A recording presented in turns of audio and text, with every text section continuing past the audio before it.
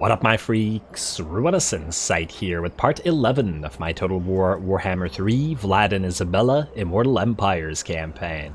So as we saw last time, Batilda von Sinclair continues to win our hearts, destroying the Bone Rattlers at Kazid Irkulaz, and is now proceeding to retake the Silver Pinnacle. Is it not appropriate that it be a Lamian to retake the Silver Pinnacle at that? I think it certainly is. In addition to that, unfortunately, it looks like the Sartosans have declared war on us, though that will endear our faction to a lot of nearby other factions, so maybe not necessarily so bad, as we can try to ally with the Dread Fleet or with perhaps any of the other vampire coasts out there. This also gives us a reason to later on take Sartosa for itself, as it is relatively within reach of our empire, and on top of that is already going to be vampirically corrupted and can make decent amounts of cash. We are going to have to defend against the Sartosans, however, so that means moving our little zombie army to Fort Saul, wherein I think that just a bunch of zombies will be able to hold it by virtue of being able to hold those walls, especially with the buffs that they have. Also, in addition to that, unfortunately, I think this episode will come out about, I don't know, maybe 8-ish hours later than usual. I got a day trip, so it'll be in the evening rather than in the morning. But anyway, we also have to figure out what exactly we want to do with Batilda's army. As I was talking about last episode or the episode before that, I want a main lord of one of each bloodline, essentially. Batilda's obviously going to be our Lamian, and I'm not entirely sure what to do with her army yet. Obviously, the Strigoi will have a ghoul-focused army, and the Blood Dragon will have a Blood Knight-focused army. Vlad's gonna have his monstrous bat and a little bit of Blood Knights army, and the von Carstein will obviously be a standard Imperial tactics with Graveguard plus crossbows and ranged units. But what do we do with the Lamian and the Necrarch? The Necrarch has the ability to use Invocation of Nehek more than usual, and Summon Dead more than usual. I do wonder which one of them to give a little bit more ethereal units, probably combined with some Graveguard and some other types, but, Batilda's already been using them to fairly decent effect. Obviously, this army is mostly just a smattering of different units until we figure out what exactly we want to do with it. But it'll be something to look into. Also, there was a comment, and you are right, I should have put the Banshee into Batilda's army while we got the XP for Kazid Irkulaz, but it had slipped my mind there. I got so used to not sending Necromancers into Vlad's army that it didn't work out. Hey, a critical success, well done. Well done to you, Savan. Let's get you another point in Assassinate, and then keep going through Specialist. Hopefully you can move around with Batilda and just assassinate everything in sight. Oh, did you level up twice? Yes, you did. Very nice.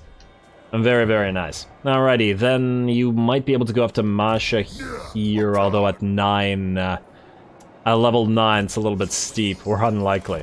Anyway, that's it for this location. I believe Vlad still has to move, and since we are now fighting with Azazel, we should be able to move up to him up here, hopefully, to retake Kislev as well, as it is a nice money-making province, on top of the fact that... Oh, damn, we're gonna suffer attrition here? Nah, whatever. Doesn't matter. On top of the fact that we can use it to essentially hold back the tide of enemies from the north. Plus, I want to try out whatever defeat trait we get for him, as well as Festus back here. Alright, you two keep moving together, and we probably want to get Krugenheim up and running. Wait, no. Was I going to trade this to somebody? I think I was going to try. Let's build it up, but then we want to try to trade it perhaps to you. Krugenheim for... Kemperberg, was it? Flensburg, rather. 6.4, but if we build it up and we offer them a little bit of cash, they'd be willing, without declaring war on them, which I would prefer to avoid at the current time. They don't appreciate our trespasses, unfortunately, but, well, we can't do anything about that, because we don't have military access. How is Averland, by the way? They're also not super appreciative of the trespasses, but if they declare war on us, that's, well, let's just say it's not going to end so well for them. Now, anything else that we need to do this particular turn? Ah, yes, the Necros still need to move. You've got 2 turns for Steel Tech, and you have 2 turns as well, but you're exhausted, so you're not going to get it again this turn. Let's get you Wound up and running, my friend. And let's keep annoying Festus out here. It's not like we'll ever get friendly with him. What's the chance of this succeeding? 34-1 versus at Brass Keep we're at... Huh. Actually higher at Brass Keep. Interesting. Well, try to steal tech then. Ah, there we go. Now we got this for 5 turns. And Specialist and Steel Tech is maxed out, so let's get you a wound, and then hopefully you can find some more heroes to wound and get us some more of those blood kisses. We're at now 264 research and tech, and we're going very well through the Book of Arcane, though we do want to switch to infiltrate vamp or noble houses rather relatively soon in order to get the benefits of more alliances. I want all of Cathay to be our friends because they're far enough away so as not to be concerned with. Anyway, Rudolph, you stay as you are. We will probably have you defend against this, and I'm hoping the Drycha is going to attack the Forest of Bloom. We'll figure that out. Otherwise, then assign skill points on Emmanuel, but we'll deal with that when we are actually about to fight Azazel. And let's end the turn, let's see what they do. Alright, I forgot about you, but you're still moving to wherever I was moving you to. Oh right, you identified the Caravan of Blue Roses, so now you're going all the way back to our territory, all while stealing tech. Now I guess the question is, do we want to go south and find Manfred with you? Or are we okay up here? There's also the potential of going through all this again, and then sailing you out to find the Dread Fleet, and trying to build up a relationship with them. Now granted, a lot of factions don't like the Dread Fleet, but meh, most of those factions will be pretty far away from us. Oh, no more non-aggression with Marius Leitdorf. That's actually not so bad. We did want his territory, so if he does declare war on us, well, let's just say, once again, that'll probably be his problem. Ah, Ecstatic Legions are fighting Worldwalker. Interesting. And hello, Belagar.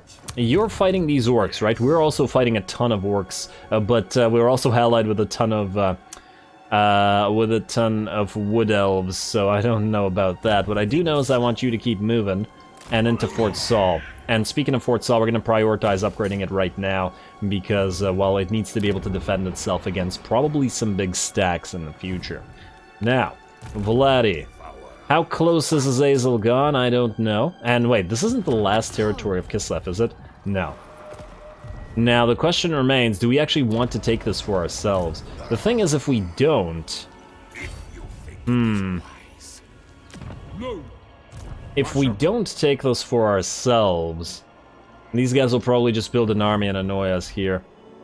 So there might be a good reason to do so. Also, you, Sushgu the Soul Crusher.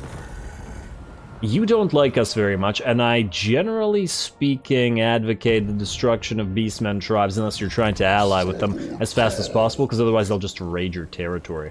I'm feeling like perhaps we want to just destroy it while Vlad is beside them. A, for the money and XP, and B, for the... Ooh, you can get XP, can't you? By salting the units. Go after one of the Cygors rather than the Lord. Although, maybe the Lord. Hey, you know what? This isn't a bad use of you to do this. Let's do that. And we got a success. You are not that hurt, but you are not super buffed in terms of your assault unit, so that shouldn't be surprising. Let's keep buffing up that specialist, and we'll have Vlad attack him in a second. Let's just see what else we gotta do. Matilda, you've finished recruiting your Crypt Horrors. Your White King is not quite here yet, though. And you are exhausted for a turn. You would be able to join this fight to leech XP, though, potentially. So perhaps we get rid of one of the skeleton warriors. They are cheap, after all. Yeah, I think that's the way to go. We'll get rid of you. Right there. We'll put you to sieging this. Or at least the turn... Oh, wow, look at all those trolls. That'll... Huh. That's an interesting battle line. That'll make it a lot tougher for this particular army.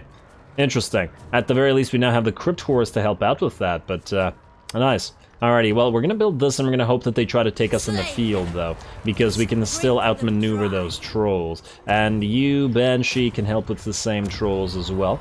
Though you won't be a good fighter, you'll be okay enough. Too bad we can't get the White King in here right away, but what can you do? Move in, White King. You will replace the Banshee afterwards. Now, you can raise dead. I do wish we had another point for another invocation of Nehek, and I don't want you on the Hellsteed for this fight. Not against the trolls. Yeah, I think that's good as it is. Pigeon Plucker Pendant will not help. I'm just seeing if there's anything we can get in terms of ancillaries, but honestly, we don't have any items, so really not so much. Also, are you guys still alive? Somebody needs to kill you. because Drycha doesn't like our alliance with you. Also, Barrow Legion, you're nearly dead. How about that Confederation? No dice. In fact, let's just double check on our quick deal. Clan Molder is still wanting to align with us, and same with you, but the fact that Clan Moors hates you kind of makes me not want to deal with you right now, because who knows, there may be a chance to deal with Clan Moors in the future. We'll see about that. Alrighty, Vlad, let's just complete a little bit of admin before we have you attack. Rudolf Skellan. Wait, where's Drycha? Wait, wasn't she supposed to attack at the Forest of Gloom? Don't tell me her army died. Oh, Drycha? No, her army did not die. I just don't see it. Now, here's the question. Oh, she's right there. She's ambushing. Nice. Okie dokie. I'm willing to try to protect her and help her hold the Forest of Gloom if that's possible. Honestly, if you had a full army, I'd probably try to attack Varenka Hills to try to take it. The thing is, Drycha might take it, and it would benefit us. But I don't think we need to invest in this army right now. We'll leave it as it is. And you have already moved this turn, so I think, while there are some heroes we need to move, let's have Vlad attack this guy right now. Declare war. Alrighty, now, you know, we're just gonna auto-resolve. This is a pretty pathetic army. We're gonna heal here anyway. And the cinematic battle I want is the tough battle against the orcs. We got a Banner of the Barrows. Oh, nice. Plus 6 melee attack for free. I'll certainly take that. And we will take the money as well. Alrighty, and then Vlad, I want you to faction destroyed. Nice. I want you to... Oh, you're healing up here now. Is there sufficient vampiric corruption here? You weren't healing here before. Well, I'm not complaining about it. Let's keep you here, then. I shall go. To heal up. I assume you can't heal in this territory. Yeah, no, you can't. Stay in the ally territory, then. And Banner of the Barrows for you. Very, very nice. And you've leveled up quite a few times, though we are once again still waiting to continue leveling up. Though, Creatures of the Night can now be maxed out. And I'm still on the fence as to what to get you, but I feel like this army is eventually going to be monsters plus vampires, i.e. Vampire Handmaidens of Isabella plus some Blood Knights, which are also vampires, and then a bunch of Vargovs, Vargeist Bats, Terrorgeist, that sort of thing. We don't really benefit anything else here, other than Direwolves and Fellbats, which, you know, apply to those monsters, and we don't buff Mourngulls either. So no need to deal with those guys. Alrighty, actually, speaking of Isabella, while we're here, Magical Reserves, Occam's Mindrazor, and Arcane Conduit. Very, very nice.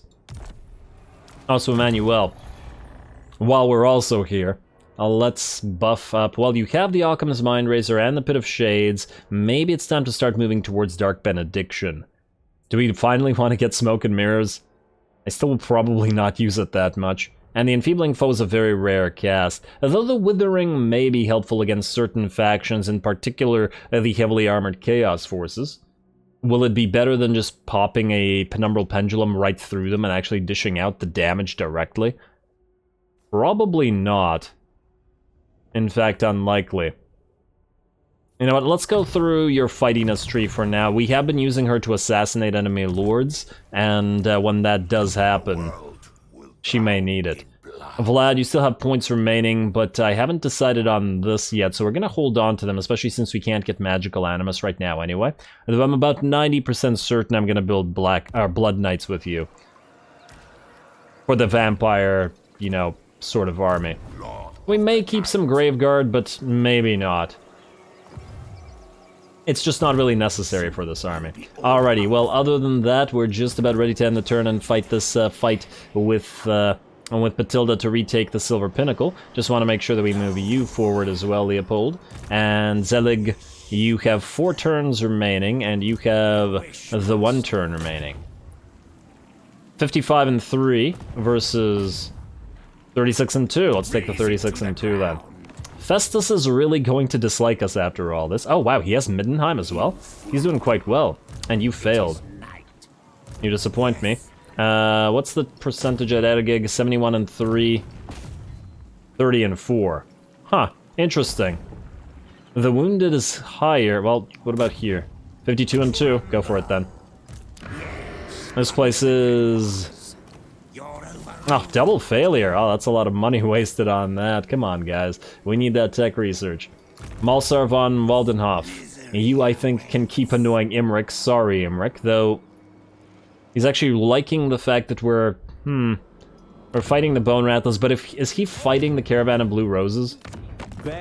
He is not fighting the Caravan of Blue Roses, though he is fighting Moors.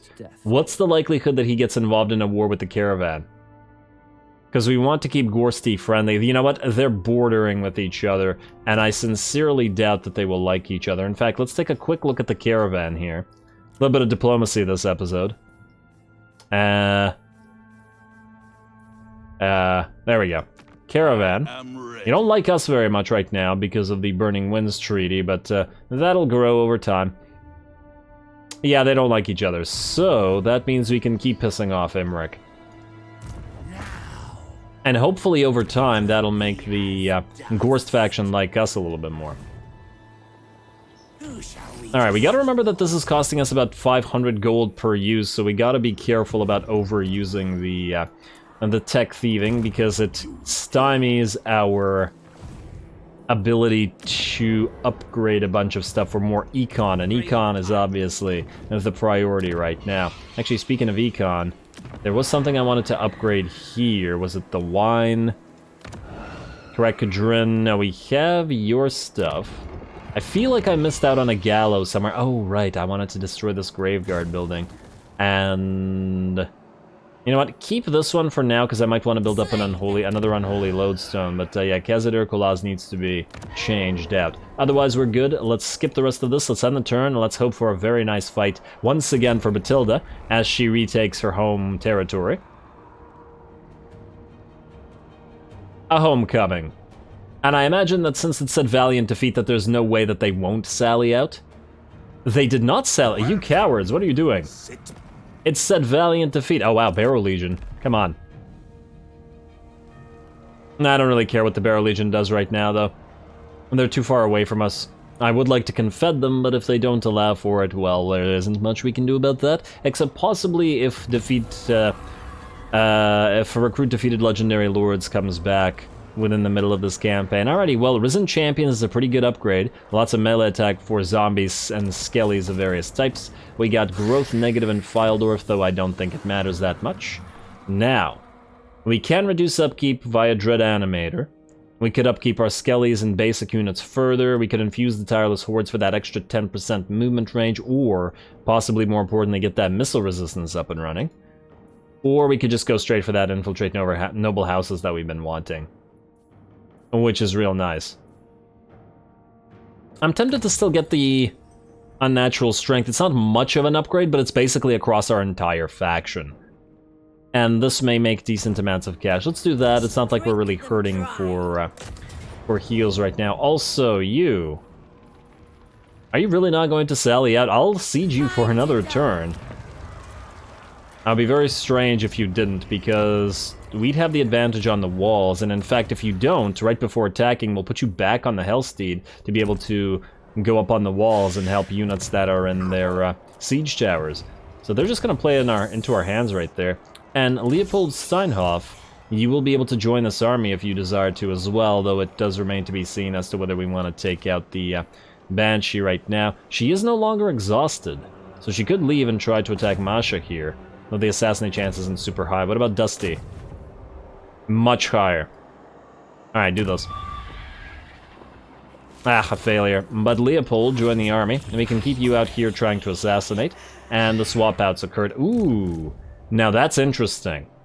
Alrighty, so Dusty might be coming to help.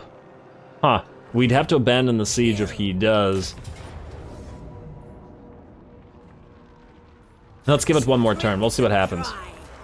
Honestly, if we could take him out in the field... well, he's not at war with us as yet, but it is likely that he will be shortly. Minus 148. He could, however, move into March stance to help these out, but then that would feel like the AI is cheating, so maybe he will just move here, in which case we attack the Silver Pinnacle next turn if they don't sally out. Alrighty, and ooh, Azazel. He's nearby. Alrighty, we got what we wanted. Vlad, it's time. Well, looks like this is the cinematic battle we're getting.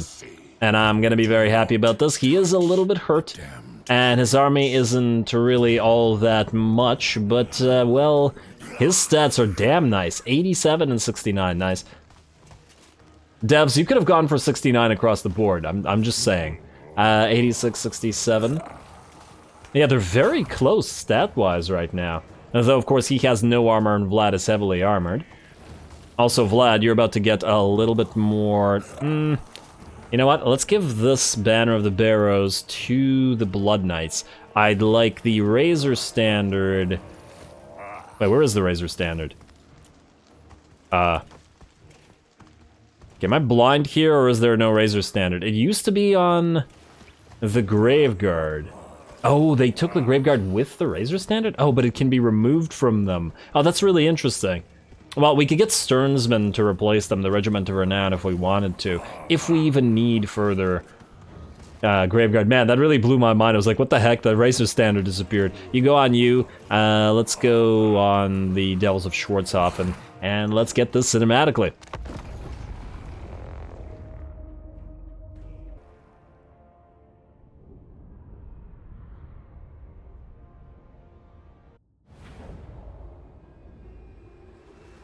For Sylvania! Ah, yes, for Sylvania, or by Van Hel. Vlad, if you are not going to make speeches, at least say the world will drown in blood. That one's still gotta be my favorite. Anyway, the first battle against Azazel, it probably will not be the last, as I don't imagine this will kill his faction. Oh, I like the little preening move that he does. Though he doesn't have really hair on his head to do that, but still works. Alrighty, looks like a pretty cool unit. Let's see what we've got in terms of his stats and any contact effects. It doesn't look like there's anything here. He does have a Demon Blade Discourage imbuement, however, when he uses it, so that could potentially be bad for vampiric units in particular, as it might force them to rout. The leadership is definitely something that can force earlier banishment or crumbling, as I do use the Hawks of Miska of the Tempest lore for the same effect on demons and undead. So, to be wary of, but only if he actually damages a unit enough for that to be worthwhile. Oh, also I like the twin snakehead tail. Cool. And anything else he has that's interesting? Oh, he has a Helm of Discord. Oh, I'd love to steal that. That's great. And he's got melee damage reflection for 19 seconds plus a ward save. Okie dokie. Fair enough, plus his stats are pretty damn decent. 87 melee attack and 69 melee defense, though his armor is weak, we'll really need to combat that. Now, we're going to open up this battle by attacking the enemy Feral Manticore, Chaos Feral Manticore, I might add, in the air. Oh, and it looks like we got some kind of effect on the Devils of Schwarzhofen. Minus 24 melee defense, dropping them down to 8, and thus I'm in danger of getting a few models knocked out by that Feral Manticore. Alrighty. That's a little bit unfortunate, but we will give this a quick fight. And they should be able to surround it and knock it down. One small mistake here is I didn't push the units forward, as units don't automatically move in this game to surround an enemy, even though, in my opinion, they probably should, especially in these aerial situations, where you're a smaller swarm of units against one, they really should go around it and hit it from all sides. But since the units don't do that, I should have manually told them to move here and engage with it like that. But well, not a big deal at the end of the day. Oh look, there's a hidden units of Hellflayers here. No, Secret Chariots here. Those are smaller than Hellflayers. And let's see. While those Devils of Schwarzhofen are fighting, Vlad and Isabella are booking it towards the enemy. I also decided to set up our Skeleton Spears together with the Tide, our zombies, and a corpse cart on top of the hill in the hopes that the enemy would try to rush up here and fight us. Unfortunately, they decided not to do so, or to fight at all, so we're gonna have to bring the fight to them instead, and get Vlad engaged with these Chaos Warriors. Good luck to them, as Vlad will summon zombies and then start ripping them apart. In fact, going to engage another unit while the zombies busy themselves with these, or just run in together. Looking good. And Alright, bring in the first one down. In addition to that, Emmanuel is being chased by Azazel this entire time. She is going to do a little bit of damage to him, but she's certainly not going to be able to fight him by herself, at least without significant debuffs. So we're going to start off with a Master of Beguilement on him. Minus 40 melee attack, though that only brings him down to minus 47. We'll get another debuff on him shortly, but first, through this massive line that the enemies have so kindly obliged to make for us, we're going to get an Overcast Wind of Death going from Isabella. And there we go, a bloody line torn through those Chaos Warriors, and I do imagine they're going to be in pretty bad shape after that. The Marauders are basically dead, the Demonettes are very badly hurt, and those Chaos Warriors are at about half HP. Very nice. And while that did kill a bunch of our own zombies, we can simply summon more, and the rest of our army hasn't even gotten here to actually hit the enemy. In the meantime, we also have our Flyers getting ready to move in, our Dire Wolves and Blood Knights ready to hit the enemy in the back, and as soon as Azazel is dead, and these Vargeists have done with him, they can help out with Vlad and Isabella as well, though I'm not necessarily sure that they actually need it. Azazel doing some fighting, can't really zoom in because of the wings everywhere. Oh, he's popped a Helm of Discord on us, and that's great for him, though he is exhausted, not only because of his stance, but afterwards because of flying around, chasing Emmanuel. He has gotten Emmanuel down to only half HP, though unfortunately for him, we can basically heal her to full with a single use of the Chalice of Bathory from Isabella.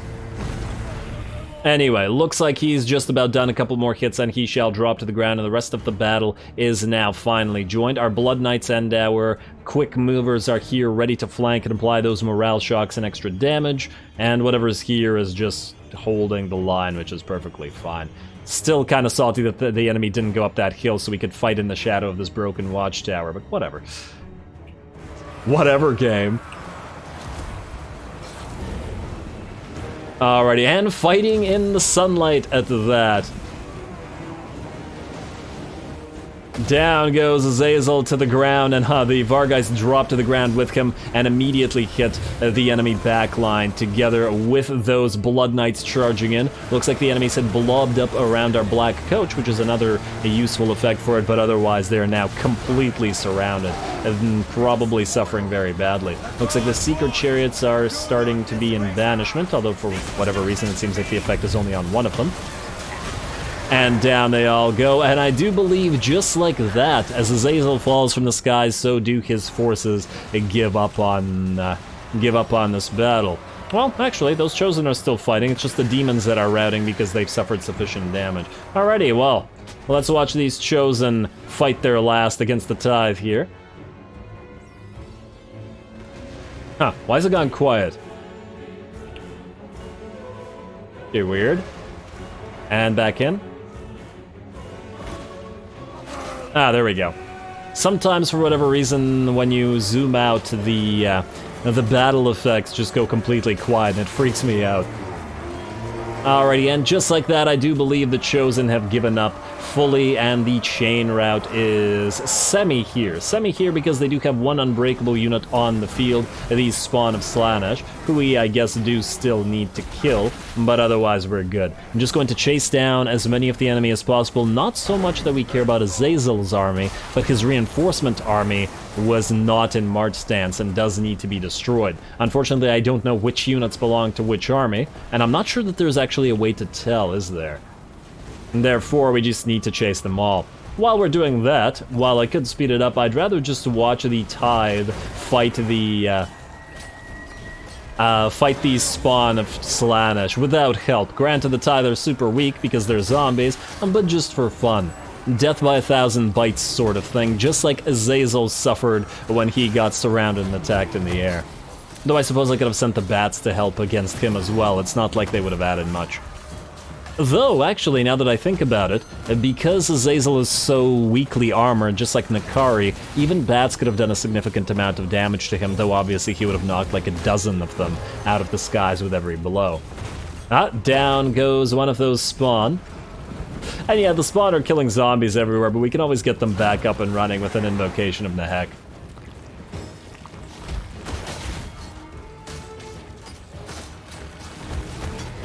Alrighty, which will be the last? Oh, damn it. It looks like this one's gonna be the last one on the field. Ooh, I love that little dervish spinning attack that it's got going on.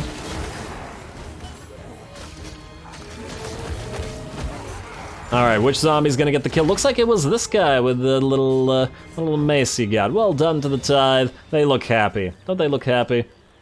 Yeah, especially that one. Alrighty, great job. Let's speed this up as we chase down whatever units remain on the field and try to proceed to next battle. There we are. Decisive victory, very much so. Unfortunately, Azazel didn't land, which I was hoping for, but he just wanted to chase Emmanuel around for the entire battle, which led to his doom. Could you say that perhaps obsession led to his doom? I don't know. I don't know. You tell me.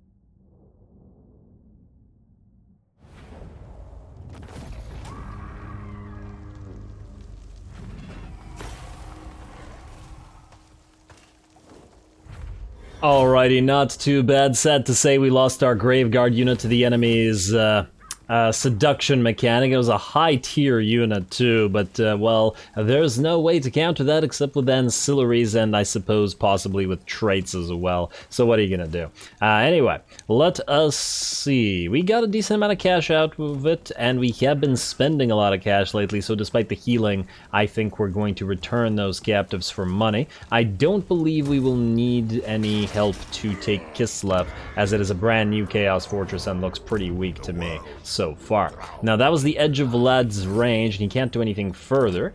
And let's see what this does. Leadership +4 and weapon strength for lords and embedded heroes. Well, that's really interesting considering we have a lot of embedded heroes potentially to be in this army as we get more vampire handmaidens as well.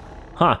Alright, well that works out. I do now wonder what other traits we could do that would also help out those same embedded heroes. Granted, this would be very nice if it was the entire army, rather than just those, but it still works for this. And hey, we got Assault Expert. Nice.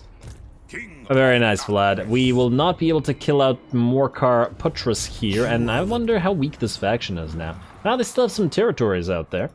Also, did you like that? Did you appreciate that? Military actions against the Ecstatic Legions? Yes, you did appreciate that. Thank you, Drycha.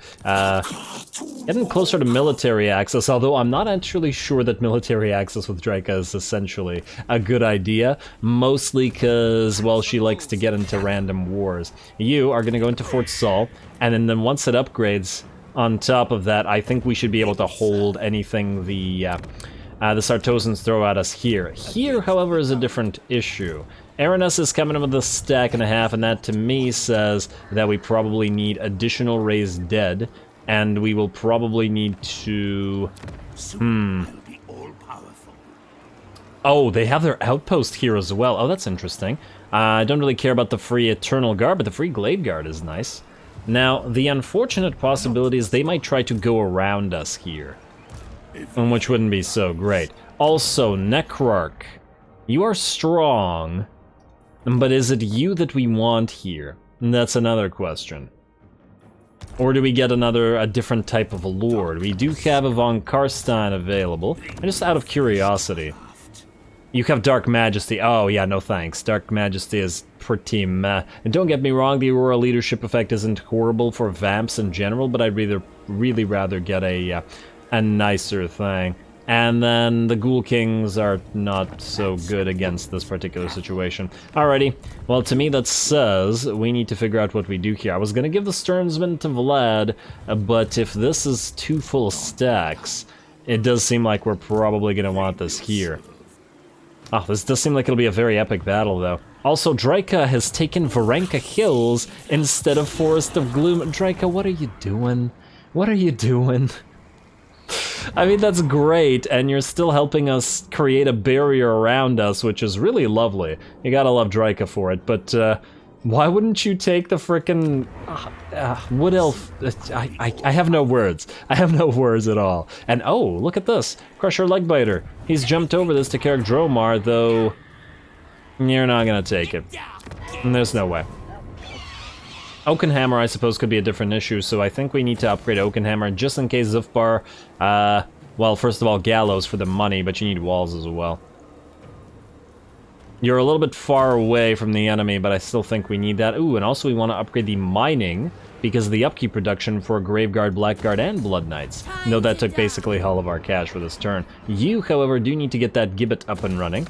And you did not move, or was that this turn? Oh, that was this turn. Okay, we'll have to wait until the next one for that. Now, oh, actually, wait. If we're going to raise some stuff here in Rudolph's army, we can't be building up these walls in Zufbar. And I'm not even sure we have the ability to do that. We need to max out this army if we're going to get hit with 2 stacks simultaneously. Now, Eckendorf, I guess it would be pointless to level this up. What do we want here? Do we want everything? We could give Vlad the Claw of Nagash, considering he just lost something really important. Though, that said, Claw of Nagash could probably hold ground for a long time against the Sartosans. And honestly, I have my doubts that they'll even try this. No, granted, you are level 1 Lord, and ooh, also while we're at it, Trickster's Shard. We could potentially get some use out of you, as Aranessa does... Wait a second, what do we have here? You're gonna cast Pied Call and Denizens of the Deep. Do we bother with the Trickster's Shards? The thing is, the duration is only 16 seconds. You know what? I never liked these items and I never really used them, so I think I'd rather fuse them and hope to get something better.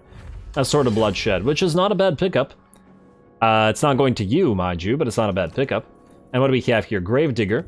Let's get yeah, that'll be worthwhile for you. I just realized that we have a student that isn't on anybody, which is kind of problematic.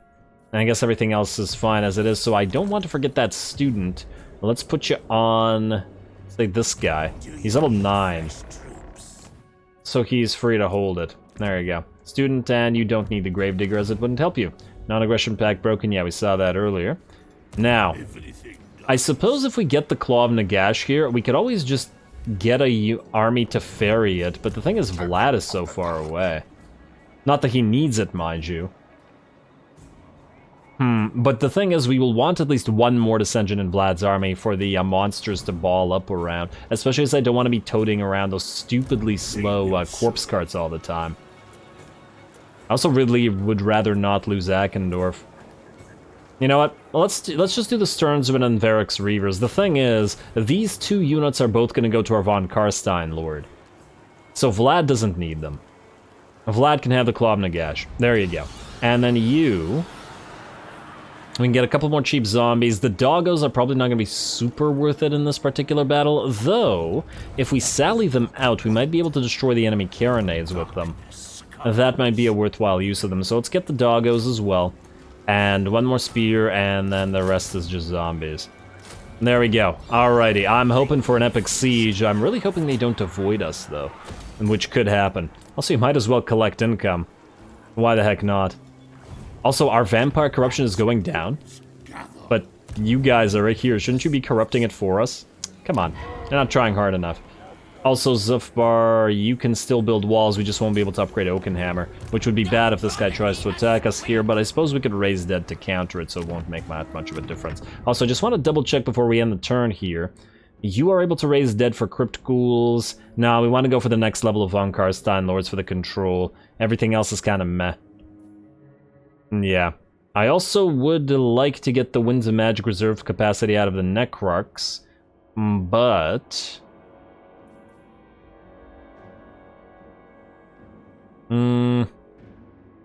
could probably rather get the Blood Knight level 2.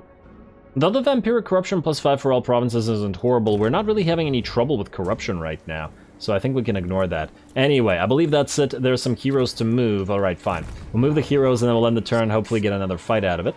You, Edmund, keep following Vlad around. Zelig, you are at 3 steel techs, eh? You know what? Let's keep you here. For now. I don't want to waste the money. We may need it next turn. You, however, do need to try this. 36 and 2. 32 and 6. 36 and 2. Alright, so try Krugenwald. There you go. Costly, but what can you do? We do need it. Malsar, you are good for another 5 turns, so I think you'll save the money. So stick around here.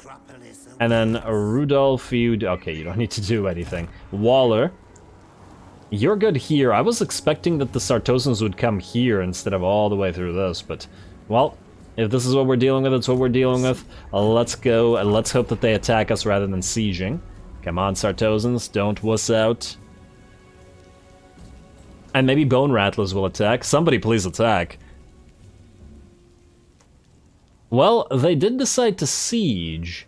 I wonder what Drycha will do here. She is nearby.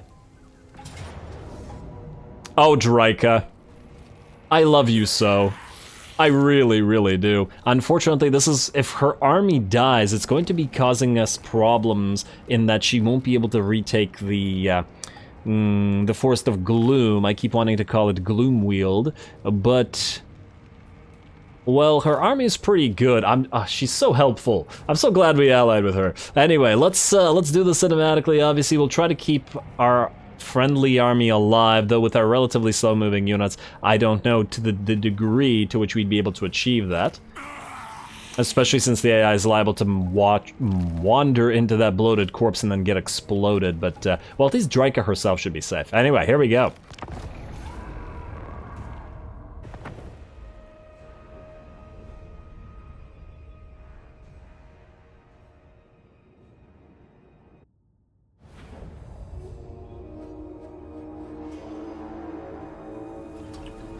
Well, I can certainly say I was not expecting this battle, but it is a very pleasant surprise. Drycha has come out to help, and we get to see her in combat with her branch wraiths and her malevolent tree men and tree spirits. I think she has one malevolent tree man, in fact.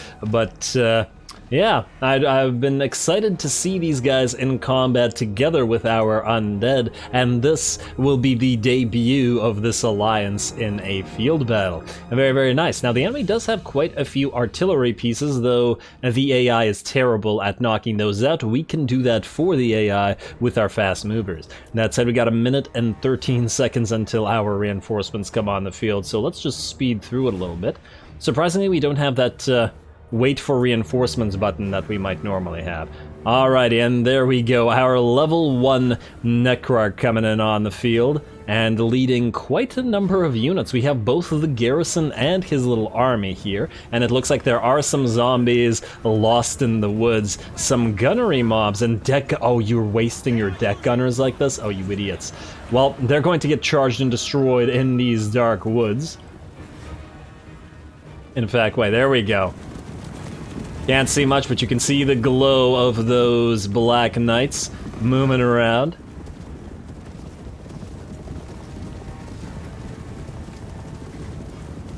Ah, is this the same map that we fought Azazel on? I see another broken watchtower in the distance. Anyway, while these guys move in, Drycha will probably be able to move in shortly, though it looks like we will be the ones to engage rather than the enemy. Obviously, our focus is, or rather than our allies, it will be a focus to kill these deck gunners before they can achieve anything, so let's charge them immediately with our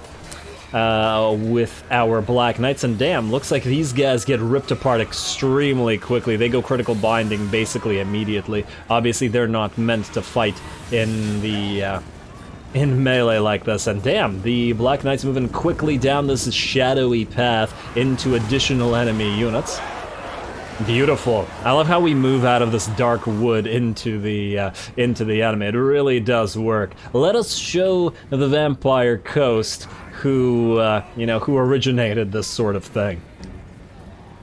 How to properly use the dead, and then after we damage the enemy, we move back into the darkness of the wood to then move around them and get ready to hit them in the back. In the meantime, Drycha's force is coming down as well. The tree men and tree spirits getting ready to hit the enemy, though it looks like our AI has bumped its, has dropped rather its eagles or hawk riders, hawks. Great Hawks into the enemy together with its giant spiders pretty much immediately without support. This is typical dumb AI behavior, sacrificing its fast units rather than using them to support the rest of the army, and I do wish that the devs would work on these behaviors a little bit more. Ooh, a nice penumbral pendulum going through the line here, and an awakening of the wood exploding right in the middle as well. And here we are, malevolent Dryads, Malevolent Treekin, all working it together and led by Drycha, who's right in the middle of all this. And I know I'm watching Drycha a little bit more than where I'm watching our side, but it's nice to watch your allies go to work on occasion. Also, here comes the reinforcements from our side. Look at that just massive amount of zombies and skeletons streaming down the hillside. It really would have been nice if Drycha had waited to allow our zombies and stuff to absorb fire from the enemy while we did that. In addition to that, over in the background, we have dropped all of our fellbats on 4 enemy artillery pieces that came in as reinforcements. The enemy left them unprotected, and thus they will be food for the bats, though perhaps those bats wouldn't be so appreciative of the zombie meals.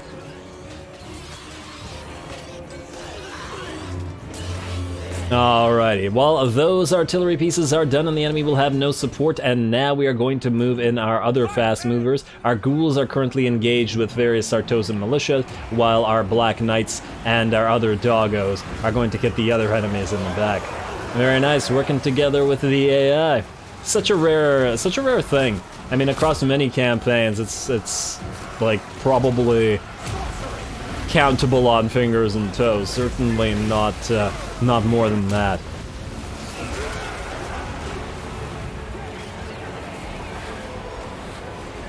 Oh look, sirens. Too bad we can't steal those for ourselves. It would be nice for our Necroc in particular. And there we go. See, the malevolent tree spirits and the tree men do look pretty alright together with our undead hosts here. I think this works. I think this army is pretty much on theme.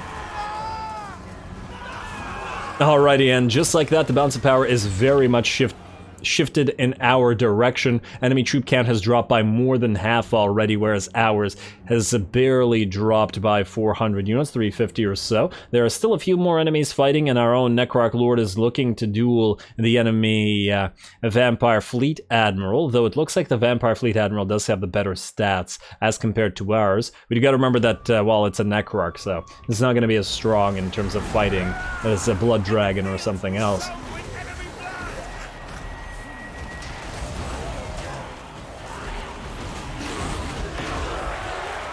Glorious. Glorious, and it does look like the battle is just about done here. Our undead have covered the field and engaged pretty much everywhere with the enemy. Ironessa is pretty much the only thing that is not engaged, and there's really no need to, because the rest of her army will die and she will rout. She is currently fighting a unit of skeleton warriors, but yeah, that doesn't matter. What I probably could have done is tried to get the our ranged contingent, since this army actually has a ranged contingent, at least for now, to actually focus Ironessa down. Maybe from up here. Would have been pretty nice, but to be honest, the range didn't really get time to get much action on the field, as the enemy just got obliterated really quickly. And there we go, just like that, the enemy routs and the battle is over. It looks like we won that one pretty handily. The loss is once again fairly minimal, and we are going to chase everybody down. I definitely think the coolest part of the battle was streaming out of the darkened wood there, and watching the Black Knights. They are not the best unit, mind you, but they still look pretty cool when they run around super quick and then smash into the enemy. Plus, this is the debut battle of the Varix Reavers, and technically the debut battle of the Stearnsmen as well, ironically against the Vampire Coast. But the thing is, the Stearnsmen didn't really get to actually fight. They're just a little bit too slow. Oh well. I'm hoping we can get more battles together with Drycha in the future. Anyway, let's speed this up a little bit just to chase down whatever remains. And we'll see what the Vampire Army has left, I suppose, or the Vampire Coast Army has left. I suppose one of the benefits of the Sartosan Army is that in addition to rising from the grave with regards to its losses, a bunch of its units would have been Sartosan militia, and thus would not have died, but would have tried to run off the field. Granted, we killed a decent amount, but we probably didn't get them all, so yeah, the army will probably retain at least some viability coming off of this.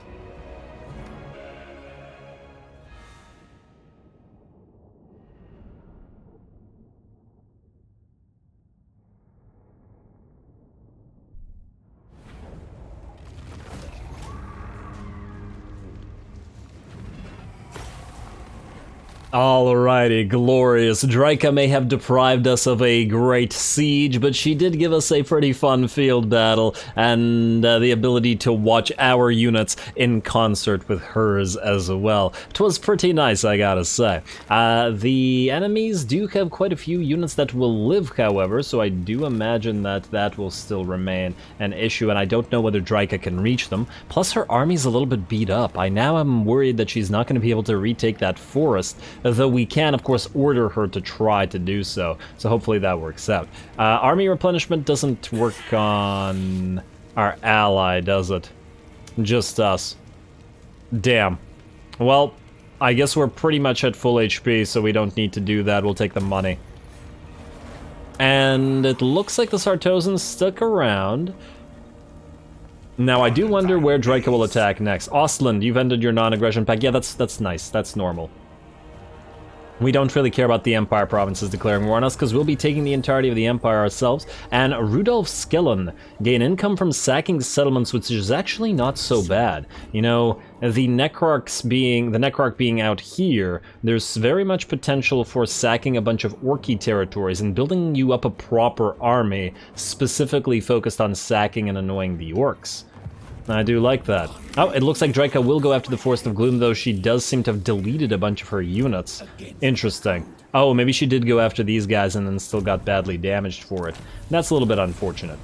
We got defeated the enemy lord. I didn't even realize we had that quest going. And wow, we could raise a Vargulf here if we wanted. Plus Mourngulls and Vargeists and an Unholy Lodestone. Oh, this works. And this works. I'm still not sure what to do exactly about the Necrarch's army, although, I kind of like the idea of putting some Mourngulls in here, though I did want to put some Mourngulls in with the Ghoul army as well, the Strigoi army, because they got hunger, the Crypt Ghouls are pretty hungry, it all makes sense to me. Yeah, this is nice. This is real nice. Do we need, what can we get rid of here? For the first thing, I think we want to get rid of these bats. While, yes, bats are lovely, but I want, at the very least, to get the Unholy Lodestone in here immediately. I would also love to get this Vargulf to Vlad, because we need him to get his Vargulf, and the Necrarch doesn't necessarily need one. Also, did you level up 7 times for that one battle? Very nice. Sanashor, Wild Heart, Life Leeching, Nehekar, Noble Blood, Restless Dead, and Invocation of Nehek. Oh, damn. That prevents us from getting the Curse of Undeath. Sanashor, Wild Heart, Life Leeching, 1 point to Nehekar, Noble Blood, Invocation of Nehek, Curse of Undeath, Restless Dead. There we go. There's probably other stuff that we want to grab, but there are key things. Now, with Invocation of Nehek upgraded, it does feel like perhaps that this army should be relying heavily on ethereal units, because they are, being ethereal, they benefit more from healing. Thus, we would not be doing ethereal units for Batilda, who, unfortunately, Azag is still being a little coward and not attacking. Huh, I wonder if these guys are coming in to help. But this place is ours now. Well, regardless, let's just quickly get a free level and some XP out of auto-resolving you to death, Mason. I'm gonna not run, we'll auto-resolve that. Alright, and suddenly our Necrarch actually has some power. And let's also get you some more cash. There we go. Alrighty, well that went pretty well. I hope it was worth the wait, guys, because it was a pretty fun episode. Next time, we will start by perhaps retrofitting this army, and then start working on stuff here. We might take Matorka for ourselves, and we might also just march stance over to the Forest of Gloom with the hopes that Drycha can take it for herself, and then go back. As long as there's no Orky army nearby to capitalize on that, I think we'll be okay. Otherwise, we will definitely have this battle at the Silver Pinnacle, and maybe try to take Kislev as well, though it'll take a couple more turns. We will see. And we might get Vlad the Claw of Nagash as well while we're at it. Anyway, stay tuned for more Vlad. Probably not going to take longer with the next episode as I did with this one, because no day trip scheduled tomorrow. Hopefully this one was worth the wait, because it had some great battles. Don't forget to leave a like and comment for your friendly neighborhood heretic. All glory to the algorithm. And thanks for watching.